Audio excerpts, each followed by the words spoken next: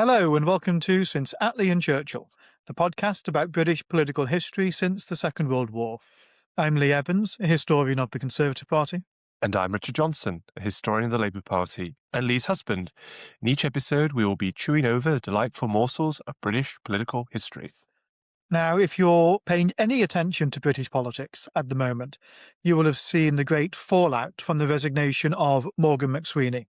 He has been talked up by people within the Labour Party and also beyond it as being one of these talismanic political advisors, as somebody who effectively orchestrated Keir Starmer's rise to the top of the Labour Party and then his transition from leader of the opposition to Prime Minister with a stonking big majority.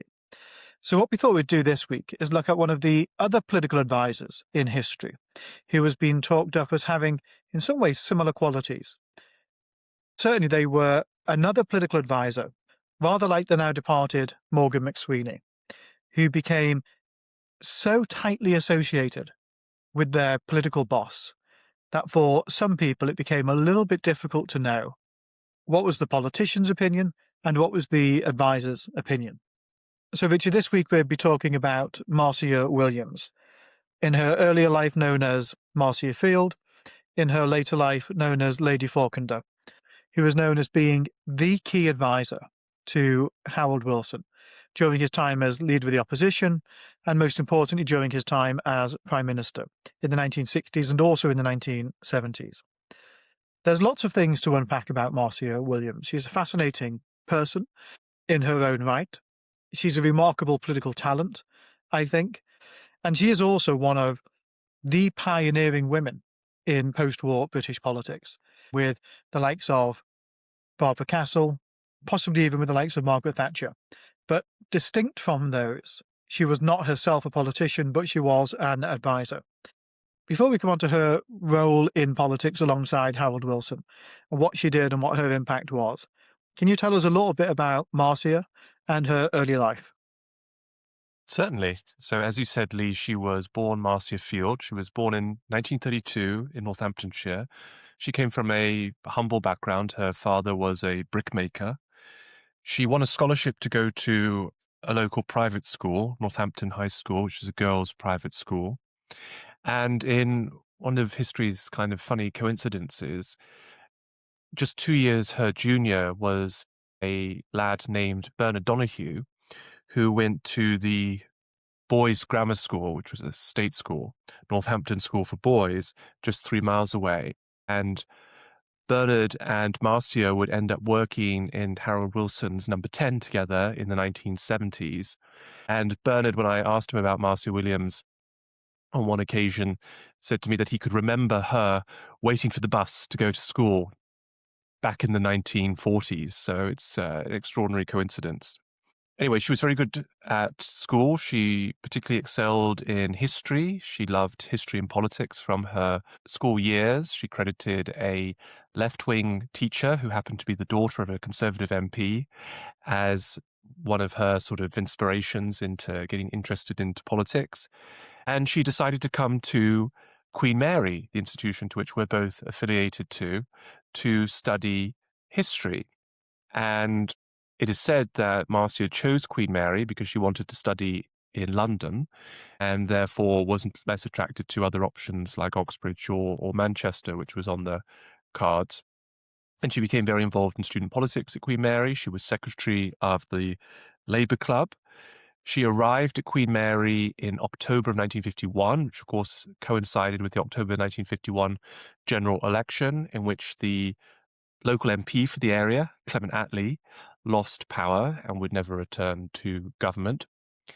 And while she was secretary of the Queen Mary College Labour Club, she invited various speakers to the club.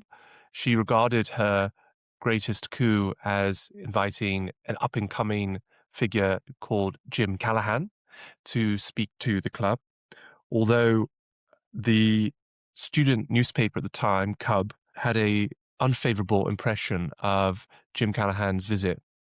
Our colleague and friend, Tom Chidwick, Queen Mary, who has been a guest on this podcast to talk about Dick Taverne, found this in the Queen Mary archives, where the report described a shoddy, purposeless meeting, attacking Callaghan for resorting to cheap jibes at those whose opinions differed from his own.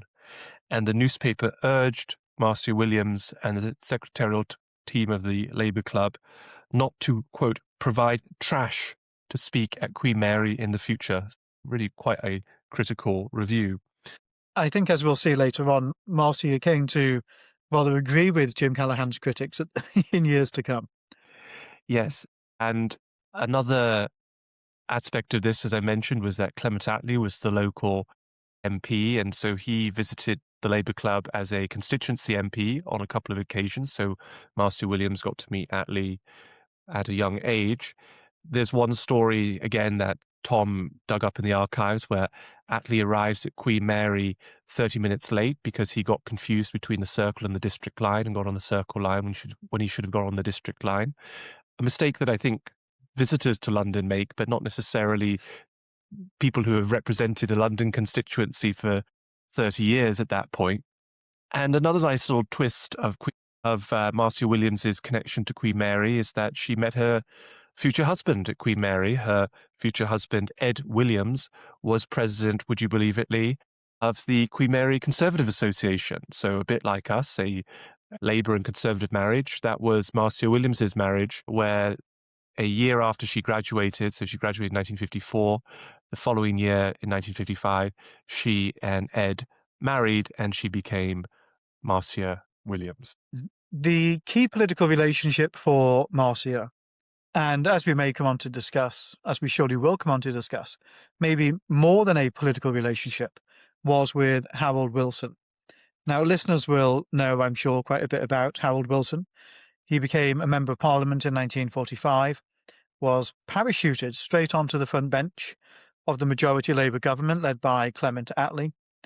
Wilson is, in fact, one of those rare people who made his maiden speech as an MP from the dispatch box in the House of Commons, because he became a minister almost as soon as he went into Parliament. He was a remarkable intellect and a tremendous political talent, no doubt aided by the stellar education that he got at Wirral Grammar School for Boys, where both he and I were in the sixth form, not at the same time, quite obviously. And of course, Wilson would go all the way to number 10 as a multi-election winning Prime Minister, and one of only 4 people who has ever won a majority at a general election for the Labour Party. So, Richard, when on Wilson's rise to the top, does he come into contact with Marcia, and how does their relationship develop? Well, to continue the story, to get from where I left off to getting to Wilson, when Marcia Williams graduates from Queen Mary in 1954, I think reflective of the sexist divisions of Labour and the Labour market at that time, she believes that the best way for her to get a job is not to merely rely on her bachelor's degree in history, but to take a secretarial typing course, which is what she does. And so she spends several months learning typing and also shorthand and the other skills of the secretarial profession. And in 1955, she applies for a job at Transport House, which is the headquarters of the Labour Party on Smith Square, curiously enough, just a couple of doors down from the erstwhile Conservative Central Office, both now occupied by other entities. In the Conservative case, the EU Parliament has a fake embassy there now, which is a rather curious twist of fate. But anyway, so she works as a secretary in Transport House. She is reporting directly as one of the secretaries for the General Secretary of the Labour Party, Morgan Phillips, who's a very significant figure in post-war Labour history. He is also, as it happens, the father of Gwyneth Dunwoody, who in her own right became a very significant Labour figure. Like daughter, like father, Morgan Phillips and Gwyneth Dunwoody were on the right of the Labour Party. They were sort of what you might call the kind of trade union right of the Labour Party, the Labourist side of the Labour Party, the side that was focused on the material bread and butter concerns about industrial relations and wage structures and pay and conditions and those sort of things. Whereas Marcia Williams was a bit more of, I don't know if you say more of an idealist, but was someone on the more, what we might say, the socialist left of the party, which had a grander vision for the transformation of society, not merely the reorganization of the labor market in a more favorable direction for the working class. Anyway, Marcia Williams is a bit of a fish out of water here, because she's on the left and she's surrounded by all these people in Transport House who are on the Labour right. Clement Attlee retires as Labour leader that same year in 1955 while she's working in Transport House. Attlee extraordinarily has been Labour leader for 20 years by the time that he retires. And in the Labour leadership contest that follows in December of 1955, Hugh Gaitskell is elected Labour leader, defeating Aneurin Bevan, the leader of the left of the Labour Party. And as a good Labour leader should do, Hugh Gaitskell puts together a broad church shadow cabinet. So he doesn't just stack the shadow cabinet with his factional fellow travellers in the way that Keir Starmer disastrously has, as we're seeing now as his government falls apart, as he's excluded key elements of the Labour Party. And one of the key figures that he appoints is, as Shadow Chancellor, he puts Harold Wilson in the role. And Wilson is, after Bevan, seen as the up-and-coming figure on the Labour left, as part of this Bevanite Keep Left faction. And so Marcia Williams writes letters to Harold Wilson. She sees in him as someone who's sort of her same kind of ideological wavelength, and she leaks information to Wilson about what the leadership is conspiring with Transport House to do to block out the left, or to do things that the left would find uncomfortable that Gaitskell may not be reporting to Wilson. And she sends these letters anonymously. So Wilson does not know who's doing it. It's just a friend in Transport House. And in this sense, Williams is kind of operating, again, maybe thinking of the kind of gender divisions of that time. She's there as a secretary. You know, she is not necessarily, in the attitudes of many of the sexist men in Transport House, she would not necessarily be seen as someone you would even suspect of leaking, because you would just expect that she was some sort of, in their viewpoints, a kind of ditty girl. And that wasn't the case at all. Anyway, the first time that she then gets to meet Harold Wilson is the following April 1956. So Gaitskell becomes leader in December 55. That's when Wilson enters the shadow cabinet. In the April of 1956, Williams and Wilson finally meet in person properly for the first time. And this is a momentous event in the history of the Labour Party, in fact, in British international relations. It's the evening that Nikita Khrushchev comes to Parliament and has dinner with the Labour shadow cabinet. And we've done an episode about this. And the TLDR version of this is that it erupted into a absolute fury between Khrushchev on the one hand and George Brown, Nye Bevan, and Hugh Gaitskell on the other side, basically shouting at each other over the dinner table over the merits of communism, the role of Britain in the Second World War, about the education of Khrushchev's son, which was something George Brown fixated on in the dinner. And Marcia Williams is there because she had been asked to sit in on the dinner, to basically join the dinner, to take notes. And she is seated at the dinner next to Harold Wilson, and they hit it off. And after the dinner, Harold Wilson agrees to take Marcia Williams home. One of the tellings of this is that Marcia Williams was quite shaken by the dinner, that like literally she was shaking as she was trying to take her shorthand, because you had these huge figures shouting at each other across the dinner table. And Wilson kind of calmed her down and took her home. It's alleged that something happened on the way home that was of a more romantic or sexual nature. And this evening was the 23rd of April 1956 in the British rendering of dates, 23456. And that became a little code word, a little code between Marcia Williams and Harold Wilson, 23456, the night that they met, and perhaps the night that they kindled something else. It's certainly quite a cutesy way of referring to the night where somebody met. I mean, without sounding awful, I can't remember the date that we first met. Now, admittedly, it was not. January of 2019. Yes, I admittedly, can't remember the actual date. but admittedly, it wasn't quite such a memorable date. But it was said years later that even if you just said 2, 3, 4, 5, 6 to Marcia Williams, that at times she could fly into a fit of rage about it. Now, that is arguably an overreaction that you wouldn't get if nothing had gone on. I guess a slightly more innocent rendering of it is that you know what the rumour is that everybody is talking about, and you're so angry about the rumour. So it is hard to really know the extent of their relationship.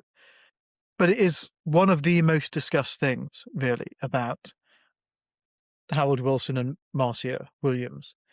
Ultimately, though, I guess we'll never know. But clearly there was something beyond that about their relationship, their professional relationship, that really worked. Yeah, absolutely. So she soon hops over from working in Transport House to working for Harold Wilson. And, she's initially employed as a secretary, but she soon becomes much more than that. She becomes the manager of his office, but then becomes effectively his political advisor. In those days, we didn't really have SPADs or PADs, special political advisors, or political advisors for the term used for opposition shadow cabinet figures. But that's effectively what she becomes. Is she becomes a political advisor to the shadow chancellor. And then eventually Wilson is shuffled along to become shadow foreign secretary after he challenges Gateskill for the leadership. Gateskill's response to that is to make him shadow foreign secretary. But I'm getting ahead of myself a little bit there. So within a year of meeting Harold Wilson, her own marriage falls apart. Her husband, Ed, gets a job in the United States, and Marcia Williams effectively refuses to follow her husband. She says it's much more interesting working for Harold Wilson, and I'm not going to trade away that just to become some kind of housewife in the United States. She wouldn't have been allowed to work in the United States, most likely under the visa rules of the United States. And so it would have been basically calling time on her professional career just as it's starting to take off. And so we don't know all the details about where the marriage was at that point, but presumably it wasn't in a great condition. And that was effectively the end of the marriage. Unofficially separated and within 2 years of marriage. And 1961, Ed secured a formal divorce from Marcia so that he could marry an American woman that he'd met over there. I don't think it was really something that particularly troubled her as far as we know. She was really dedicated to working for Harold Wilson and prized the friendship and the relationship that was developing there, not just a romantic relationship, but a political and personal relationship. Clearly, and we'll come on in a moment, I think, to talk about the gender aspects of this, but clearly, as she transitions to work for Wilson, Wilson sees that she has tremendous political talent and judgment, hence why she begins to transition up these roles to becoming a political advisor. Was there anything in particular about her, do you think, that Wilson really admired that made them work so closely together? Putting aside the fact that he clearly did have affairs, or we believe that he did have affairs and was unfaithful to his wife, Mary, which, is not something to just easily brush aside. The women who worked for him always spoke very highly of him and spoke highly about how he treated them as equals, whether that was Marcia Williams or whether that was women who served in his cabinets like Barbara Castle, Judith Hart, Shirley Williams. And you don't get the sense that he was a particularly patronizing, sexist type figure as so many of the men of that era were. And I think that's worth commenting on. In terms of what the chemistry was between Williams and Wilson, it seems to me that both of them were highly political individuals. Again, something that's a big contrast between Harold Wilson and our current Labour leader, Keir Starmer, who is one of the most apolitical Labour leaders, possibly the most apolitical Labour leader in the history of the party, and again, much to the disadvantage of the current Labour government. But Wilson loved the Labour Party. He loved understanding the different parts of the coalitions that made up the Labour Party. He loved trying to bring those together, to negotiate between them, to think about how his ideas, what he would say, different policies would be responded to within the party. And so did Marcia Williams. She was a real political animal. And I think they could speak for hours and hours about politics. I'm sure some of the listeners to this podcast are the type of people who have friendships which are, in many respects, built around politics, not necessarily in terms of your own political careers or advantage, but just in the fact that you have friends who also are very interested in politics and like to talk about politics in the way that some friendship groups like to talk about sport or fashion or the arts or whatever. And I think that was key to it. One, I think, not so kind assessment of this was to say that Harold Wilson was a man with two wives, and that basically he had his family wife, his personal wife, Mary, who had no interest in politics at all. And in spite of his infidelity, it's broadly seen that they did have a good marriage in spite of all the ups and downs. But Mary was the wife that he spoke to about family matters and non-political matters. Marcia Williams was called his political wife, who was the person that he could speak to and confide all of his, say, political insecurities to. On that theme about two wives, and I agree it's a pretty unkind characterization both to the quote-unquote wives and to Wilson. But what is arguably consistent with that is the suggestion that some people make that Marcia Williams had some kind of hold over Harold Wilson. Now, you would hear people say that he could almost be terrified of her. Now, there are different ways in which you can read that. One is probably the most cynical way, that he worried about what she might say, that there were secrets between them that she might break. An alternative version is that he didn't feel as if he could cope without her political judgment or without her solidarity within the Labour Party or within Number 10 during his time as leader. And one of the reasons why I think it's interesting, one of the reasons why people sometimes dwell on this idea of her having a hold over him, is that if we take the Starmer-McSweeney comparison that we've drawn a couple of times, for the reasons that you just said, the fact that Starmer is not steeped in politics himself, you can see why McSweeney is a bit like having a limb that he lacks. Right? It's somebody who makes up for a missing feature of him. That clearly isn't the case here. They're both very similarly programmed in terms of their deep interest in politics and Labour politics and political tactics and strategy and mechanisms. So what do you think explains this suggestion of her having this hold over him, or is it exaggerated? Well, the underlying claim, I suppose, to that is that she had an affair with Wilson and that she would reveal the details of this affair to the press and ruin him. And therefore, the fact that she had this knowledge was a form of personal blackmail that she held over him for his entire life. I don't generally think that is an accurate rendering of what's going on there. There is evidence, and her biographers and others who have written about her do think that she and Wilson in the 1950s did carry on an affair, not just on that date of 2, 3, 4, 5, 6, but on subsequent occasions. And Marcia Williams herself is alleged to have, in one furious row with Mary Wilson, claimed to have slept with Mary Wilson's husband on several occasions and found them all to be unsatisfactory. But by 1960s, that seems to have died away. And I think it's pretty implausible to think that that was the reason why Harold Wilson kept her so close. Indeed, I think what a lot of those accounts are revealing is something of the sexism of her critics, who can't understand why the Prime Minister is listening to this woman and following the advice of this woman, especially as she's a woman who is direct in the way that she gives advice. She doesn't adopt a subservient personality in front of the shadow chancellor, shadow foreign secretary, leader of the opposition, prime minister, as Harold Wilson was, in all those different guises. But that's, I think, because Wilson wanted to be talked to in a more egalitarian spirit and welcomed that. What I think really explains this connection is that they were on the same wavelength, that Wilson trusted her political judgment, that he believed that she understood the Labour Party, that Wilson understood that to be a good Labour leader and ultimately to be a good Labour Prime Minister is to manage the Labour Party. Like, that's not something you can just ignore, pretend, or assert yourself over. It's actually an integral part to the job of being a Labour Prime Minister, is to be a good party manager.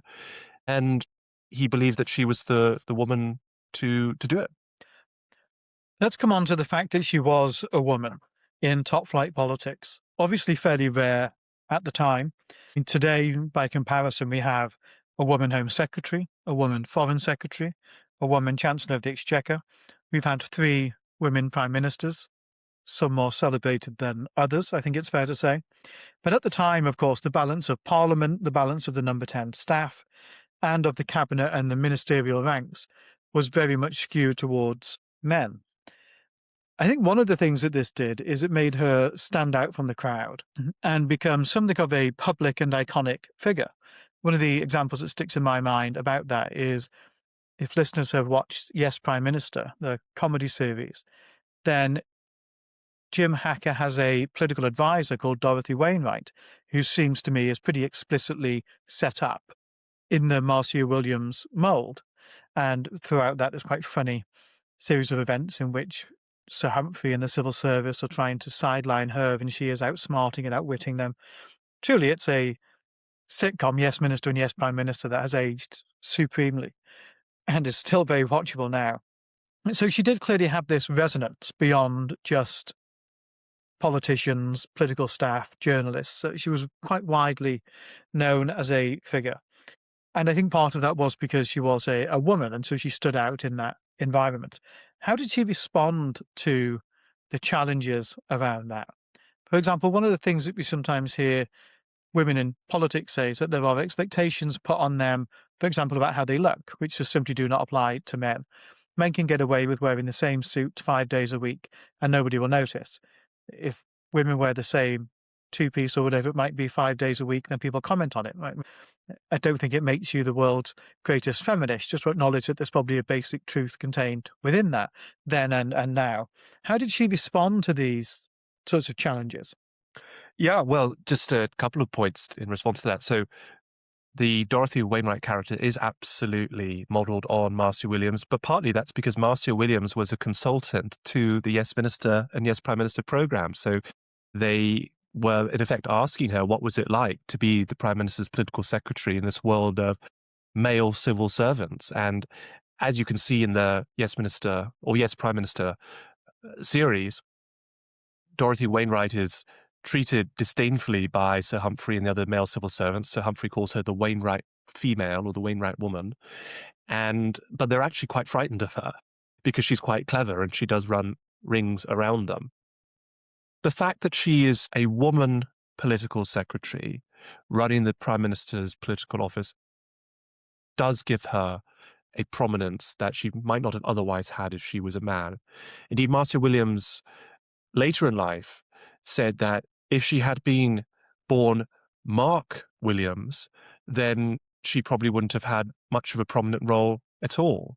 She compares her eminence to Douglas Hurd, who was the political secretary to Ted Heath in the 1970s, or Tom McNally, who was the political secretary to Jim Callaghan once Harold Wilson resigned in 1976.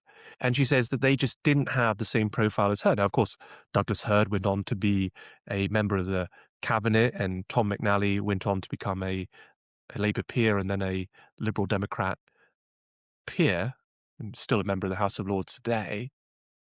But at the time, they didn't have that prominence that she did. And that was, I think, because she was a woman. One thing I will say for her is that what she demonstrated in the way that she carried herself as a woman in politics at that time was, I think, a particular brand of feminism, which was to not have any truck with the kind of sexism of the day, but basically to also recognize that you live in a sexist society, and in some cases there's no point complaining about it, so you just have to get on with it.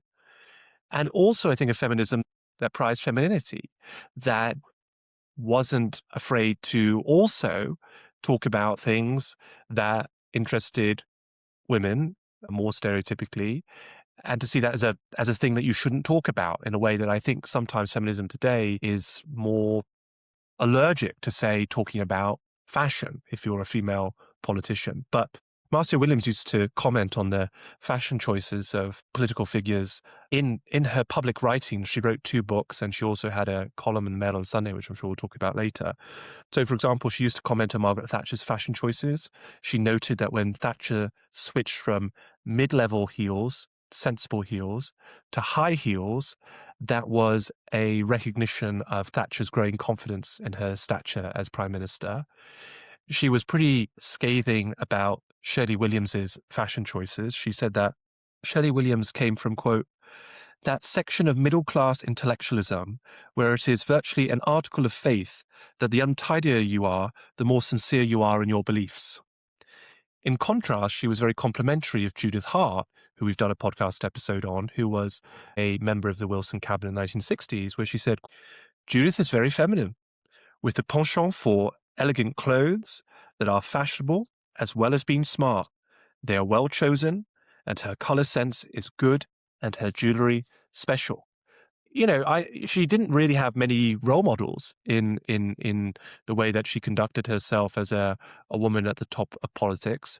The other women that she could see at that time are the ones you mentioned at the start of this episode, like Barbara Castle and Margaret Thatcher, and I think she had profound respect for them, but it was also a heavy burden, actually. I mean, it was something that put the spotlight on her in a way that I think otherwise would not have been, and she found that to be quite uncomfortable at times.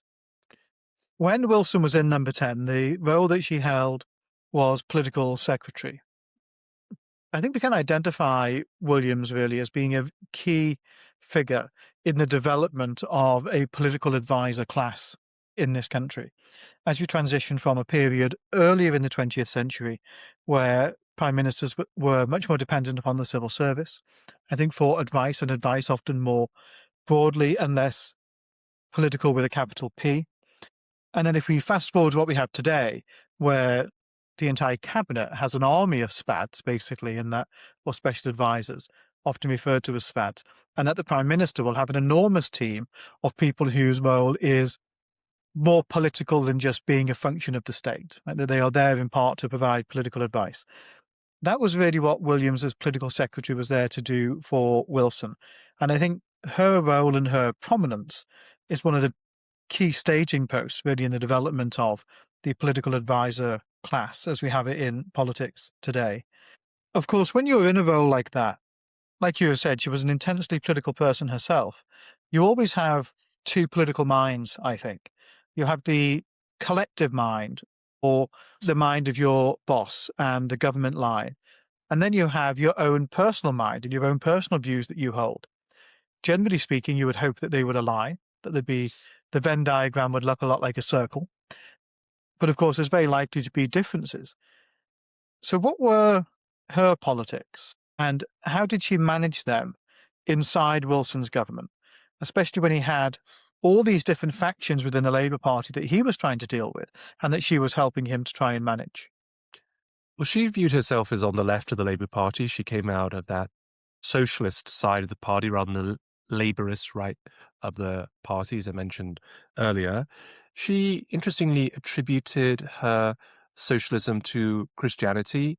It's not clear to me how religiously devout she was, but clearly she identified as a Christian and felt motivated by a certain Christian ethic. So at one point she says, mine is a very Christian-based socialism.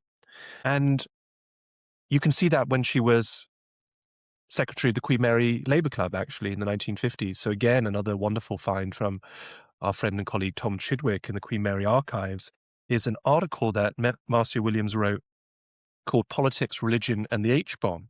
And in the article, she reports on a visit to the Labour Club by the MP Reg Sorensen, who was the MP for Leighton, who subsequently would resign in 1965, causing the first by-election of the first Wilson government, which resulted in the defeat of Patrick Gordon Walker. We've done a whole episode on that if you're interested in that. But in the 1950s, in this visit, Sorensen talks about Christianity and socialism. And this is what Marcia Williams writes. Mr. Sorensen started by giving us his definition of Christianity and socialism, which we saw were very similar. The first being approximately love thy neighbor, and the second being love thy enemies and competitors. He also equated the Christian vision of the kingdom of heaven with the socialist ideal of a brave new world. By showing us these parallels between socialist and Christian ideals, he did much to persuade us of the validity of the argument that Christianity applied to modern life produces socialism. And I would agree with that. I think that's very much my own kind of origins, my socialist philosophy. And I think she's not just simply reporting there. I think she's also demonstrating something of her own thought process there. So what did that mean? That meant, she was on the left of the party. She was, for example, very strongly Eurosceptic. She voted no in the 1975 referendum. She continued to speak out against the common market. There's an interview she gives in the mid-1980s where she describes the common market as an escape route, a dodge in some ways, an entity such that you don't have to solve problems at home. And even when Neil Kinnock's leader of the Labour Party, she's giving interviews where she's advocating for the extension of nationalisation and against privatisation and so on. So she's very much kind of that left statist wing of the party as well. That being said, she was not a factional fighter within the Labour Party. She very much believed in the Labour Party as a broad church. And again, this is where she is so aligned with Wilson. Wilson comes out of the left of the Labour Party, but does not view his role as leader of the Labour Party as to achieve total victory for the left at the expense of the right. And in that respect, that's part of her job as political secretary, is to be Harold Wilson's eyes and ears within the Labour Party, to communicate to Wilson what the Labour mood in the Labour Party is, and to translate what Wilson wants to the Labour Party. And she, in one of her books, writes very approvingly of Harold Wilson's approach to party management. But in this description, I think she's also describing her own approach, because Wilson's approach to party management was effectively her approach to party management, because she was his party manager. So she says, "To rebels, the Labour right reacted violently. They felt it their duty to stamp out any hint of left-wing sympathy. Harold Wilson sought to end that blind and unreasoning condemnation." Keir Starmer, pay attention to this. "The left and the right of the party were made to accept each other. The desire for the preservation of unity was a constant factor. From the moment he became Prime Minister, his pattern of action was largely related to preserving the party as a united body. To him, the leader was a chairman who held its various and opposing shades of opinion together, guiding it gently in the direction in which he wanted it to go. This approach was one to which his own tolerant and undogmatic character is particularly suited. He is calm, unemotional, and a great believer in seeing the other person's point of view. From the beginning, he worked hard at party politics in the sense of keeping a united party behind agreed policies, and after the divisive Gatesville years, allowed every voice to be heard." At the risk of trivializing the conversation somewhat, I think we should talk about the thing which, at times when she was working in politics, would have dominated discussion in the bars and the tea rooms of Parliament. And that is about Marcia Williams's private life. Not just the rumours about her and Harold Wilson, but things that we know in fact about her. It's often alleged, Richard, that she had quite a chaotic personal life. What do the people who allege that mean? And what sort of impact do you think it had on her political work? Well, there are a few elements to this. So the first is that while she was serving as political secretary to Harold Wilson, she had 2 children out of wedlock in secret. She had I mean, she was divorced at this time, so she was a single woman. She was the mistress of the um, political editor of the Daily Mail, Walter Terry, in the late 1960s. And with Terry, she had two sons in quick succession, 1 year after the next, Timothy and Daniel, born in 1968 and 1969. And extraordinarily, she had these two pregnancies and these two children and continued to work for Harold Wilson in Number 10 and kept it all secret from the press for 6 years. It wasn't until about 1972 that this was revealed by Private Eye. The second element of this is that she was seen to be quite temperamental. Again, I think we have to couch this somewhat in the sexist attitudes of the time. If she was a male advisor, if she was Mark Williams rather than Marcia Williams, and she had a direct, brusque, strident approach to political advice and dealing with different politicians, that might be almost complimented, right? She might be sort of seen as the Alistair Campbell or the Malcolm Tucker, to take the fictional advisor in the thick of it type figure. But instead, it was seen by some of the men of that time that she was a hysterical and emotional woman. Her biographer, Linda McDougall, who's written a reasonable biography of her. I think it was probably a biography that needed a little bit more editing, if I may say so myself, but I compliment her for the fact of writing it. Puts this down to drug use. And she's quite confident that after she had her two sons, she became addicted to two sets of medication, sedatives and stimulants, which is not a great mix. But basically, she would take stimulants in the morning to perk her up and throughout the day to get her going. And then she would take sedatives at night to go to sleep. And that the mixture of these contributed to an unstable personal approach. And the final criticism of her public life are allegations of financial misdeeds. One of these is that she brought her family to be involved in working in the Labour Party. She always claimed that this was on a volunteer and unpaid basis, but that they then used these connections of having been brought into the heart of the Labour Party's political operation to then support their own business operations. And there's this whole story involving her brother-in-law and a plot of land that needed planning permission to be developed, and that there's this fake letter from Harold Wilson giving his blessing for developing this land. And it's a land that holds industrial slag heap, industrial waste that needs to be cleared and then developed. And it's called the Slag Heap Affair. And it all blows up after Labour comes back into government in February of 1974. And so it's quite an embarrassing thing for the government. And some people look at this and say, look, if you've got a political advisor who's bringing negative press stories on the government at a time when the government of that day didn't even have a majority, this is in the spring of 1974, why don't you just get rid of her? Why don't you sack her? Why did Harold Wilson keep her at his side? And Wilson, in fact, doesn't just keep her in the post that she's been. He elevates her, quite literally, to the House of Lords. So having started out her life as Marcia Field, becoming Marcia Williams, she ends up Lady Falkender. Now, a few points are of interest there. Firstly, the fact of the peerage itself. Political secretaries now become peers fairly often. So Theresa May's political secretary, Stephen Parkinson, is in the House of Lords. One of Boris Johnson's, Ben Gascoigne, is there too. But I wonder, Richard, first of all, was it more unusual at the time for political advisors to be treated in this way? A related point is that Wilson didn't wait until his resignation honours or until he left office to give her a peerage. He does it whilst she's still a political advisor for him in Number 10. Why does he choose to make her a peer then? And if I can actually throw in just a third question on this topic of the peerage, because I think it's a fascinating idea, the peerage. She takes the name Lady Falkender. Where does Falkender come from?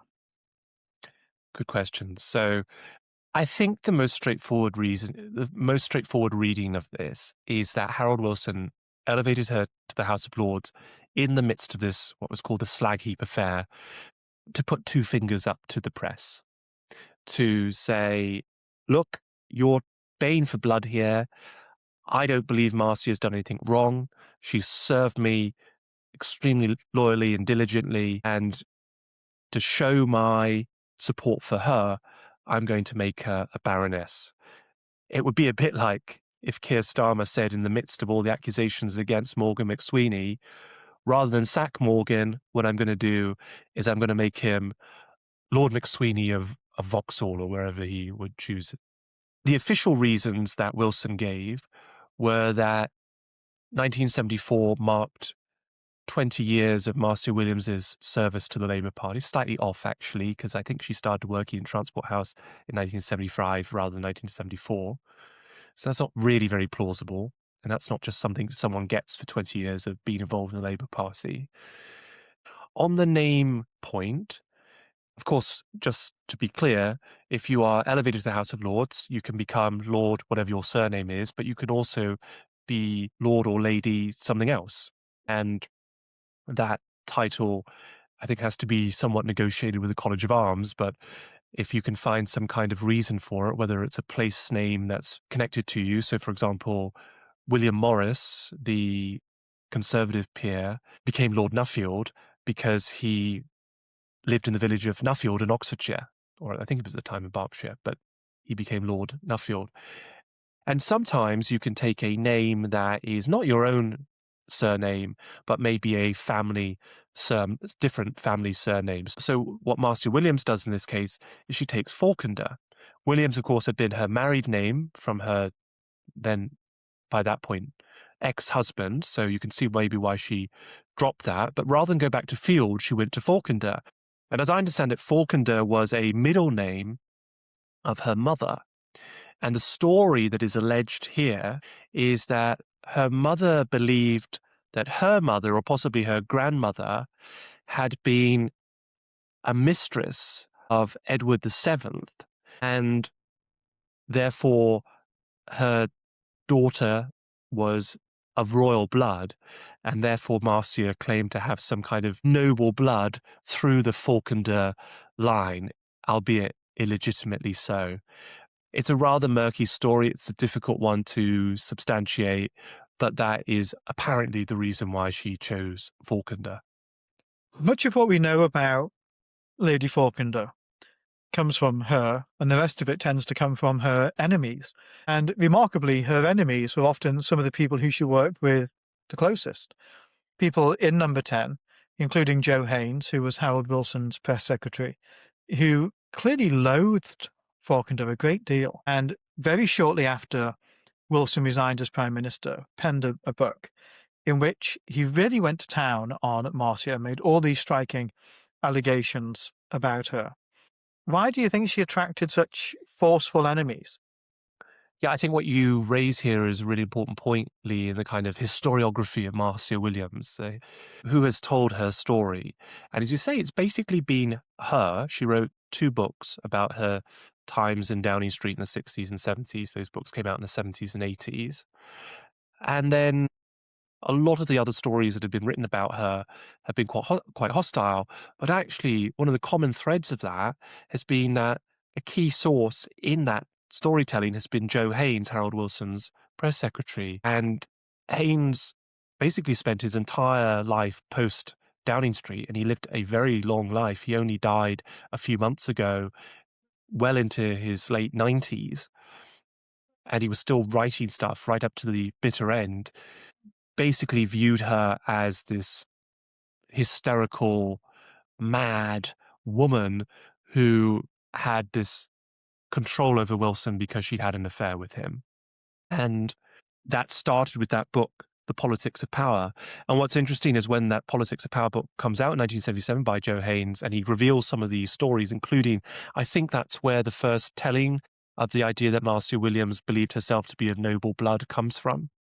Harold Wilson comes out immediately and gives an interview to ITN defending Marcia Williams and strongly attacking Joe Haynes. Now, Joe Haynes might say, well, of course he would, because he was frightened of Marcia Williams. But I don't know. I don't think that's very credible. And so I side with Linda McDougall, who I think, an important thing you can say about her biography of Marcia Williams is that it is one of the first serious, sympathetic tellings of the Marcia Williams story comes out to bat for her. And I think there is a lot of truth that ultimately there is a great deal of sexism in the Joe Haynes critique of Marcia Williams. There are some really wild stories that come out that are not substantiated. Like Joe Haynes claimed that Harold Wilson's personal doctor, Joe Stone, offered to kill Marcia Williams because she was such a liability for the Labour government, which just seems completely off kilter. I agree, that would be remarkable. But I think the idea that she became a liability, or with hindsight can be viewed as a liability for Wilson, isn't necessarily wide of the mark. It's quite clear that for much of the time that we've discussed, she was an enormous benefit and asset to him, particularly around party management. It's interesting when Wilson does defend her after the Joe Haynes book gets published. Wilson's constant focus is on the fact that she wasn't involved in policy, but she was essential for party management. And I think in that she was clearly very skilled, as was Wilson himself. But my impression is that towards the end of his time in politics, and certainly the end of his time as Prime Minister, Marcia and her relationship with him and her influence in some ways drags Wilson down. The particular example I'm thinking of here is that she is basically accused of writing his resignation honours list, which becomes a scandal and a bitter and rather sleazy end to Wilson's time in office. Yeah, we've done an episode about resignation honours, and we've talked about Harold Wilson's 1976 resignation honours, which are the most famous, I think, resignation honours in British history. They're colloquially known as the Lavender List because it is said that the suggestions for who to give honours to was written on lavender notepaper. The implication there is that Marcia Williams came up with the list because the Prime Minister wouldn't write on girly notepaper, that the more likely person to use lavender colour notepaper is Marcia Williams. And actually the lavender list has been found, that there was actually a physical list that there are photographs of, and we can see. I think most of the honours that Wilson gave were justifiable on their own terms. There were a couple that were a little unusual. One of the ones that jumps out for critics is John Vasey, who was an academic at Brunel University, an educationist. And it's alleged, but I really don't know if it's just more than allegation, that Vasey used certain connections that he had to help Marcia Williams's sons get into private schools. Now, I would say, if that were the case, this would not be even private secondary schools. This would have to be private primary schools, because her children were born in 1968 and 69, and the resignation honours list was in 1976. Who knows? But I should say, John Vasey, who became Lord Vasey, then had a son called Ed Vasey, who became a Conservative MP, cabinet minister, and now is himself Lord Vasey. And can be heard quite regularly on Times Radio. Yes, absolutely. And another curious one was James Goldsmith, who was a Tory, basically, a very, very wealthy individual. And there's some suggestion that Marcia Williams was relying on these rich men to help fund a fairly extravagant lifestyle for herself, and at least to provide her with financial support. Some evidence for it, and others it's partly down to speculation. But basically, you're right, ultimately, Lee, that this was a bit of a cloud. And if Wilson and Marcia Williams, well, I suppose at that point, Baroness Falkender, had wanted to avoid any appearance of impropriety, then they would have probably left the names of people like that off the list and would have written it on cream-coloured rather than lavender-coloured notepaper, perhaps. She leaves number 10 when Wilson does. She's been made a peer, but of course that's not necessarily a full-time job, and in her case isn't even really a part-time job, for reasons I think you'll go on to discuss. So what does she do with her life post number 10? Well, she's very young, really, when Harold Wilson comes to the end of his time as leader of the Labour Party. She's just 44. And that sort of underscores how young she was when she first started working for Harold Wilson. She starts working for Harold Wilson in 1956 when she is 24. And he's 16 years older than her, I should say. He was 40 when they first met. So what does she do? Well, she continues to work for Harold Wilson. So Harold Wilson stays in the House of Commons until 1983. So she continues to run his office in Parliament. And then when Harold Wilson becomes Lord Wilson, she continues to work for him. But financial support is rather limited at this point. So she becomes involved in various business dealings, partly in her own accord, but also partly through Harold Wilson, where he gets various chairmanships on boards and things like that. But that doesn't last for very long because Harold Wilson starts to experience the effects of dementia. And so actually by the 1990s, whilst she's still kind of working for him, what she ends up doing is auctioning off or preparing to auction off some of his possessions, his papers. She finds a Canadian university that's willing to buy his private papers. And it's only through the intervention of anonymous donors that they stop this from happening, and those papers end up at Oxford University. So she's still involved really with Wilson right up until the end of his life. She also finances herself by having a column in the Mail on Sunday from 1982 until I think about 1987, where she's pretty indiscreet and she behaves in a way which I think she would absolutely have hated if there had been a columnist that wrote about her and the government that she worked for and the way that she wrote about other politicians and the Thatcher cabinet. She used to write about rumours and gossip that she claimed was fed to her by a member of the Thatcher cabinet, in fact.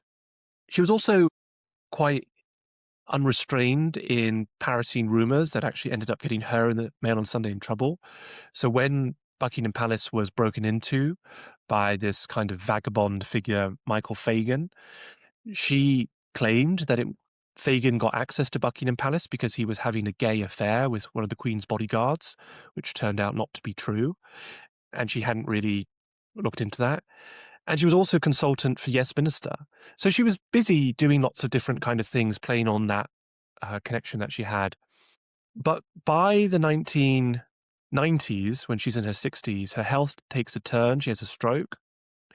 And she basically funds the rest of her life by being, at least according to Linda McDougall's book, a regular attendee of the House of Lords, where she'd get taxis from Northamptonshire to the House of Lords. She'd clock in, she'd take her allowance, she'd claim her travel expenses, and that would basically be the way that she would survive. And there are peers who do that. It's not actually a very high income to live off of your daily allowance, but it is possible to do that. And the curious thing about all of this, which is what you were alluding to a moment ago in your question, Lee, is she actually never speaks in the House of Lords. She's a peer from 1974 to 2019 when she dies, and she attends the House of Lords regularly. She votes, but she never, ever speaks. And she was asked about this in 1984, so 10 years in, and she said that she deliberately did not speak in the House of Lords because she was afraid she would get hooked on it, and that once she opened her mouth, that she wouldn't shut up and that she would want to speak in every debate. So she had a kind of personal rule to herself that I'm never going to give my maiden speech in the House of Lords because otherwise I'm just going to say too much and maybe I'll get myself into trouble. Richard, to wrap this episode up, what would you say is the legacy of Marcia Williams? And what sort of impact did she have on our politics? Well, I think that her legacy was twofold. One was to help to cement and establish this role of political secretary to the Prime Minister, which has now become really quite established. And important people have held that role, as we've mentioned, Douglas Hurd and Tom McNally and Stephen Parkinson and Ben Gascoigne and Declan Lyons and other individuals like that. And of course, to do this as a woman and to pioneer that role is very significant. The second side of her legacy is, I think, the example that she shows about the importance of party management. Already talked about how Harold Wilson's probably greatest achievement as Labour leader after becoming Prime Minister itself was to be a brilliant leader of the Labour Party.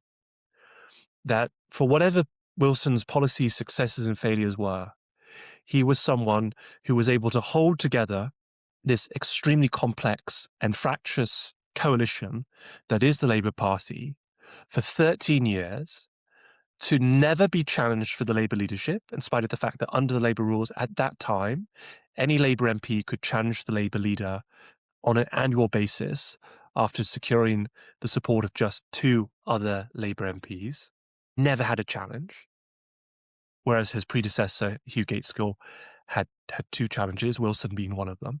And that Marcia Williams, I think, played an instrumental role in helping Wilson to keep the Labour Party sweet and to communicate to the Labour Party that Wilson was on their side, to make them feel that even though they might be, one faction might be losing out in a particular political battle, that sit tight, hold on, have the faith, because down the road, the Prime Minister is going to reward you on something else. And it was that constant sense of balancing the ship and keeping the ship steady in those choppy waters that I think is a tremendous political legacy that she should share a good deal of credit for. We finish as ever with a discussion of the books that we're reading at the moment. I'll go first. So actually this week I wanted to mention Wyndham and Children First by Lord Egremont, an advisor to Harold Macmillan when he was Prime Minister, who Macmillan made a peer, Lord Egremont, in his resignation honours. It is worth saying one thing that makes them slightly different is that Wyndham was due a peerage anyway. He was the heir to a hereditary peerage. What's really interesting about this book, there was a few things. One, that Wyndham, John Wyndham, as he was called, worked for Macmillan over a great many years on and off, including at times during the war and then during his time as Prime Minister. And he has some great reflections on that. During the war, he includes in this lots of the letters that he wrote back home and refers quite regularly to Macmillan as Uncle Harold, which I've always found rather odd. But quite a few people did that to Macmillan throughout his life. I don't think we should read too much into it, but it's certainly not something you would say today, I don't think. You wouldn't call your boss Auntie so-and-so or Uncle whatever. Lady Sarah Morrison, who we've met, referred to him over dinner as Uncle Mac. Yes, yes. So clearly he attracted that wherever he went. Some of the things that are very interesting about this, 2 things that I mentioned briefly. One of them is the insight into how Macmillan worked as Prime Minister and his approach to managing Number 10, sourcing advice, making decisions, and overseeing the workings of government. I think the book is invaluable in some respects in that regard. And as a tangent, something which is very interesting about it is that Wyndham was the heir to Petworth House in Sussex, an enormous grand country home, which is now in possession of the National Trust. And as part of this, he talks about the crippling taxation that meant that it had to be handed over to the National Trust. And really, it was a early example of something which became a very common model to avoid the perils of taxation. So within it, there's all these questions about, well, how do you value what the paintings are worth? How do you value what the house is worth? What should be the value of the property and the asset that you're transferring to the National Trust in lieu of taxation? And how much tax should that basically get you off the hook for? And he includes within this some of the discussions and the debates around that, which add a little bit of extra colour and texture to the memoir. Richard, what are you reading at the moment? Well, the book I want to talk about this week is Making Do, Britain and the Refashioning of the Post-War World by Susan Carruthers. Now, this book was recommended to me by a friend and listener of this podcast, Camilla Clark, who herself is, among her many talents, an accomplished, I hope this is the right word, seamstress, someone who creates her own clothes. And initially I was rather skeptical of this book because I'm not particularly interested in clothes making, certainly not to the level that Camilla is. But this is a really interesting book about the politics and policy around and culture around dealing with shortages in the post-war era. This is the Attlee government is a government that maintains and in some cases extends rationing. And there were very good reasons for doing that. This was a time of shortage. And when you have shortage, one of the consequences of shortage in supply when there's demand is inflation. So that was a way of holding down inflation. But also there were important socialist reasons why you would have rationing, because when there is shortage, it means that the wealthy can outbid the poor in getting access to those consumer goods. And so the rationing was a way of equalizing access to consumer goods. And of course, what am I talking about in consumer goods? Well, one of those is clothing. And so this was a time, therefore, where people couldn't just buy loads of different clothes. They had to make do, the title of the book, with the supplies that they had. But the most arresting chapter in the book is actually not about Britain, but is about the Holocaust. And it's the chapter about the arrival of British forces at the Belsen camp in Germany, the concentration camp in Germany, at the end of the war, the liberation of that camp, and making do with basically totally inadequate clothing supplies for the starved and abused and tortured prisoners of that camp.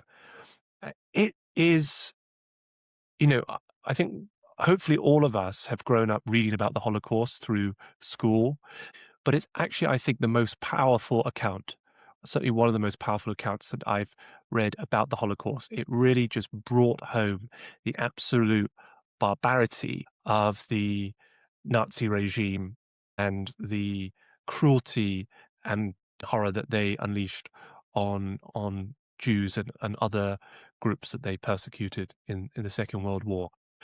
So that's not a fun read by any stretch of the imagination, but it's a powerful read, and this makes for a very powerful and good book. So thank you, Millie, for recommending it, and I recommend it to our listeners. We'll have links to the chosen books in our show notes, but that's all for this week's podcast. We'll be back on Thursday with our next instalment of Matters of Interest. We'll see you then. Thanks very much.